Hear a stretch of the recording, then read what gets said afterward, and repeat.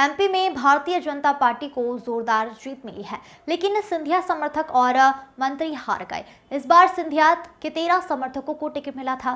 सिंधिया समर्थक मंत्री प्रद्युम्न सिंह तोमर, ब्रजेंद्र यादव, गोविंद सिंह राजपूत, प्रभुराम चौधरी, तुलसी सिलावट, मोहन सिंह राठौर चुनाव जीते हैं, जबकि सिंधिया समर्थक रघुराज कंसाना, कमलेश जाटव, इमरती देवी, सुरेश धाकड़, महेंद्र सिसोदिया, जसपाल सिंह जस्सी और राजवर्धन दत्तीगांव चुनाव हार गए हैं। सिंधिया समर्थक मंत्री विधायकों की हार को लेकर कांग्रेस ने निशाना साधा है। कांग्रेस का दावा है कि ज्योतिरादित्य सिंधिया जनता में वजह है कि भाजपा की सरकार बनने के बावजूद सिंधिया के समर्थकों को जनता ने नकार दिया है। सिंधिया समर्थकों ने कांग्रेस के साथ छल किया था, इसलिए जनता ने उन्हें हराया है। भाजपा प्रदेश कार्य समिति सदस्य कमल माखीजानी का कहना है कि ज्योतिरादित्य सिंधिया भारतीय जनता पार्टी के बड़े नेता हैं। उनकी मेहनत से अधिकांश सीटों पर जीत हुई है। सिंधिया समर्थक मंत्री, विधायक और पूर्व मंत्रियों की हार को लेकर भाजपा का कहना है कि हारे हुए प्रत्याशियों के क्षेत्र में जातिगत समीकरण, स्थानीय नाराजगी और परफॉर्मेंस के आधार पर हार जीत हुई है।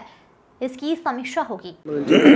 7 मंत्री मिले हुए थे अंचल को, लेकिन उनमें से 5 मंत्रियों को हार का सामना करना पड़ा है।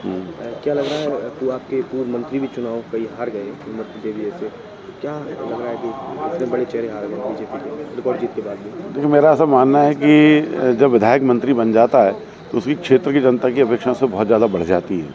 उनको ऐसा लगता है कि अगर मंत्री बन गए तो उनके लिए हर काम संभव है। वो व्यावहारिकता पर नहीं जाते हैं। क्या कि मंत्री का कार्य क्षेत्र बढ़ जाता है, तो ऐसा भी होता है कि अपने क्षेत्र थोड़ा कट भी जाता है। उसको चूंकि मंत्री पद की भी जिम्मेदारी निर्वहन करनी होती है। आए दिन कैबिनेट की बैठक है, हर मंगलवार को और सोमवार को उनको भोपाल में उपस्थित रहना है और भी सारी जनता दरबार लगाना है। ये सारी बातें उनके उसमें रहती हैं। तो जनता को भी ये देखना चाहिए कि मंत्री पद अगर है तो उसको बैलेंस करके चले वो, और जो मंत्री बैलेंस कर जाता है तो जनता उसके साथ में रहती है। जो बैलेंस नहीं कर पाता उसको दिक्कतें आती हैं।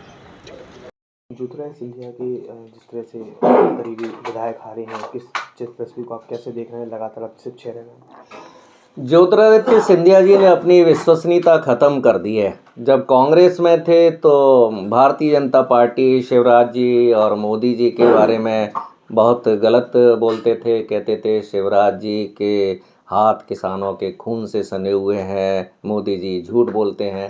अब भारतीय जनता पार्टी में चले गए हैं तो यही भाषा वो कांग्रेस के लिए बोल रहे हैं। तो उन्होंने अपनी विश्वसनीयता ख़त्म कर दी है और जो 1857 और जो अन्य कारण हैं वो मैं नहीं बताना चाहता हूं।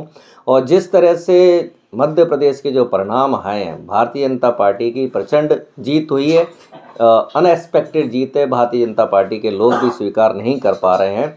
वहीं हम ग्वालियर चंबल की बात करें तो भारतीय जनता पार्टी और कांग्रेस को लगभग बराबर वोट मिले हैं और बराबर दोनों के विधायक जीते हैं। भारतीय जनता पार्टी केवल एक विधायक उनका ज़्यादा जीता है। और हम सिंधिया समर्थक लोगों की बात करें तो सिंधिया जी के साथ 22 लोग गए थे, उनमें से मात्र 6 अब विधायक हैं। बाकी ना कोई विधायक है ना कोई मंत्री है। और सबसे बड़ी बात, जहां सिंधिया जी रहते हैं, जहां सिंधिया जी ने वोट किया, वो है ग्वालियर पूर्व विधानसभा।